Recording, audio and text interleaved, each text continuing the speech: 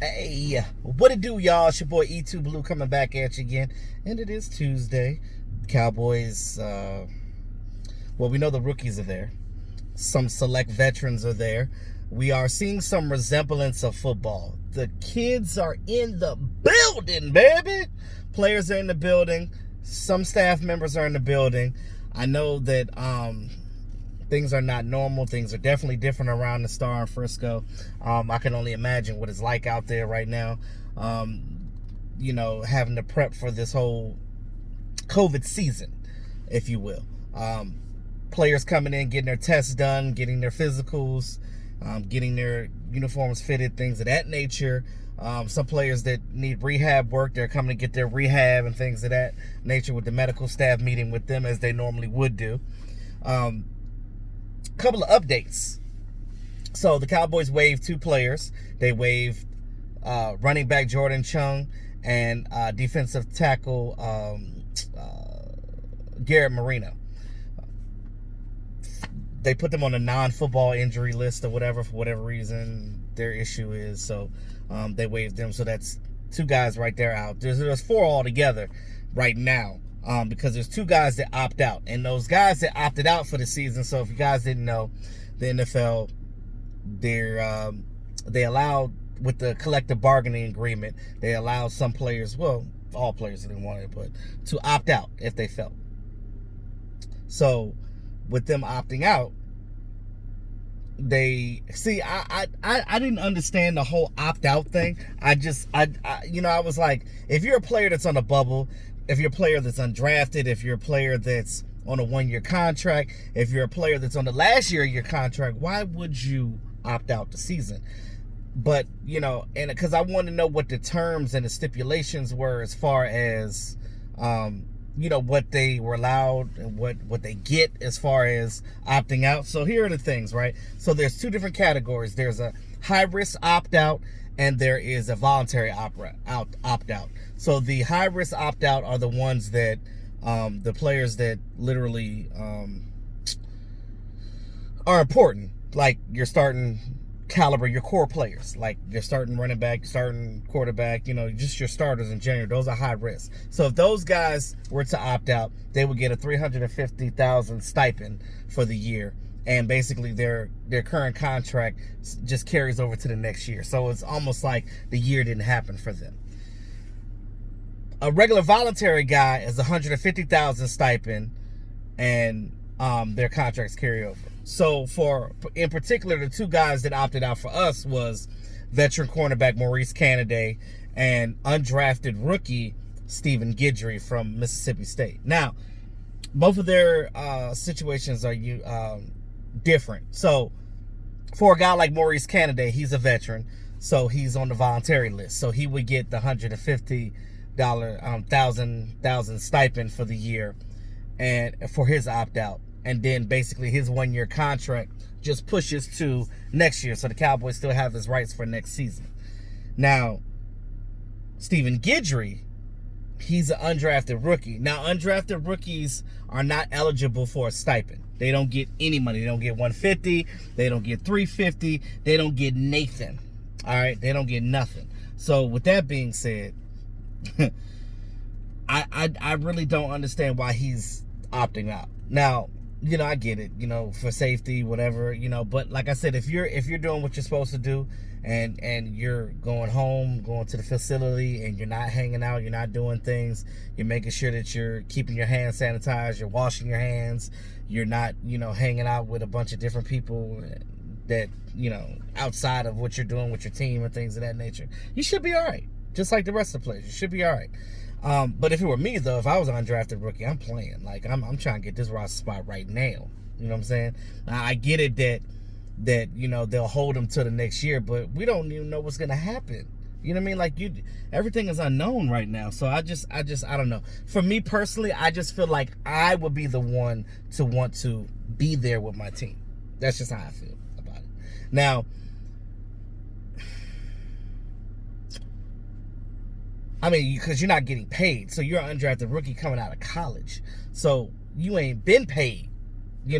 I would want at least $150,000. But you don't get it because you're undrafted.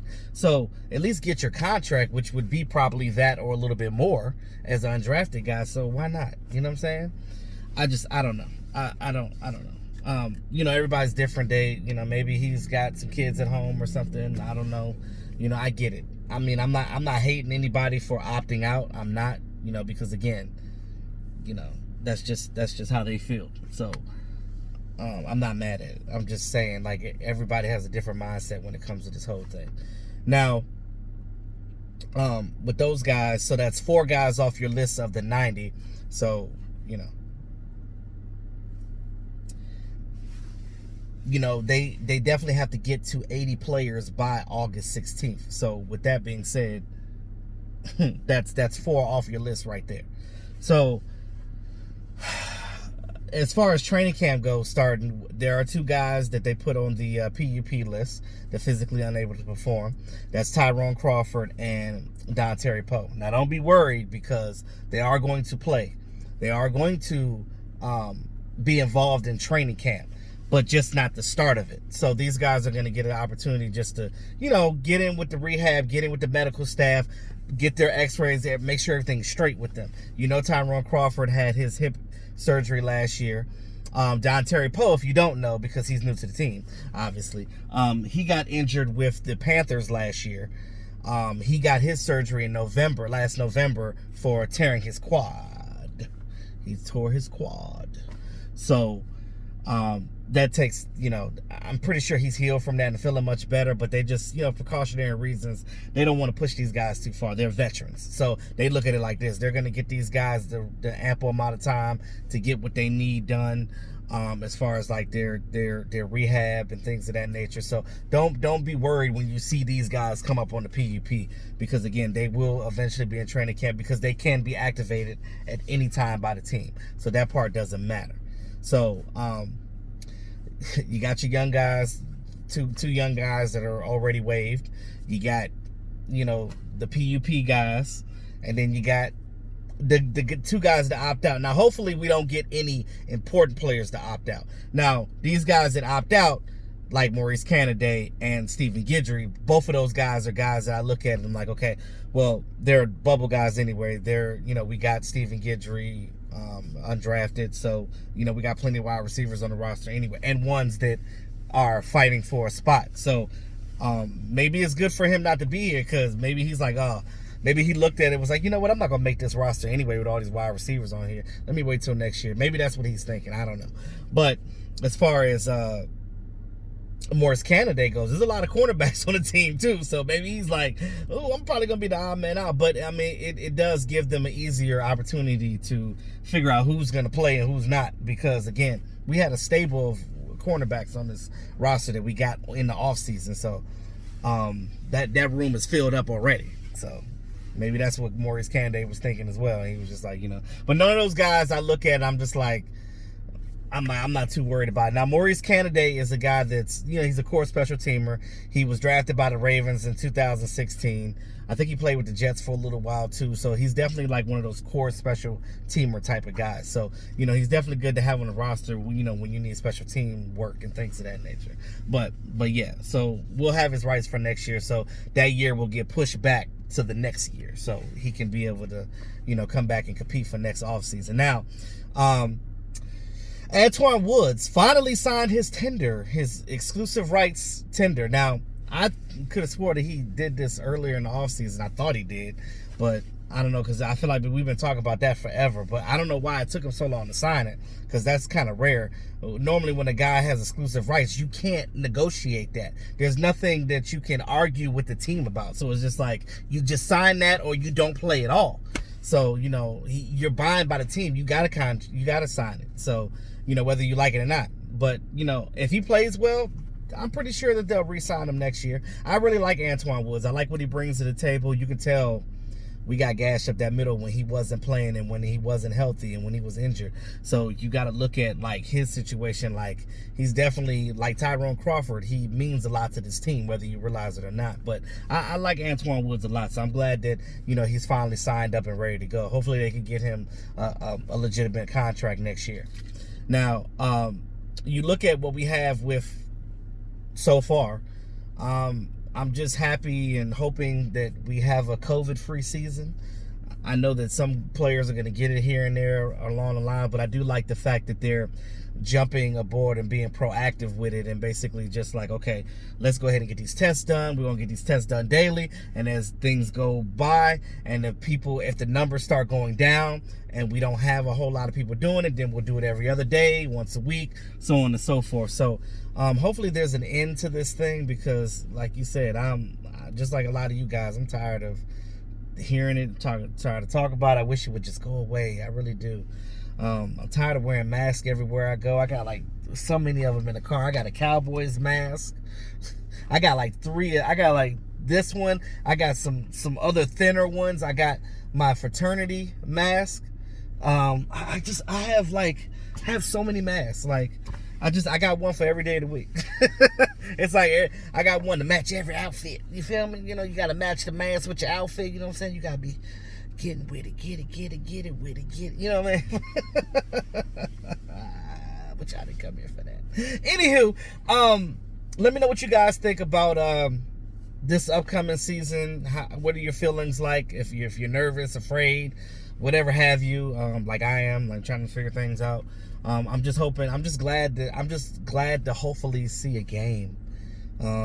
I think that this team, we got some really good talent on this team. And I'm telling you guys, mark my words, and I've been saying this all off season, this new coaching staff is going to make a difference with this team. You're going to look at some of these players that like you thought that they weren't good. Some of you guys out there that don't think it's good. You're going to be like, damn, they're balling out. They're balling out because this coaching staff is better than the last coaching staff. They're more experienced. They know how to make adjustments. They're not going to be predictable anymore. And just those two things alone is going to make a big difference on this football team, because we had the talent and we won even with Garrett, but we just couldn't get over that hump. You know why? Because when you get to the playoffs, when you get to that area, that same old BS that you do, it's not going to work in the playoff. You got to be able to adjust, because people bring their A game in the playoffs, and you got to be able to counteract that. And I think that, you know, Mike McCarthy and Mike Nolan, this team as a whole, they're going to come together and do the damn thing. Our special teams is going to be better because we got Bones. We got 2 pretty damn good kickers on this team. And with the roster being moved up, I think to like 55 or something like that. And I think we're going to have the whole 80 players for the season. I'm not sure. But you're going to be able to you might as well keep both kickers. Keep both of them. Because if one get COVID, you got another one. And you got 2 good ones that can go in there and kick that ball. You ain't got Brett Maherati anymore. Now Maher, get Maher out of her. So, I'm just saying. That's all I'm saying. But, anyway, let me know what you guys think. Thanks for getting all my subscribers. Appreciate you guys. In the meantime, between time, it's your boy E2 Blue. Always keeping it real. Talk to y'all soon.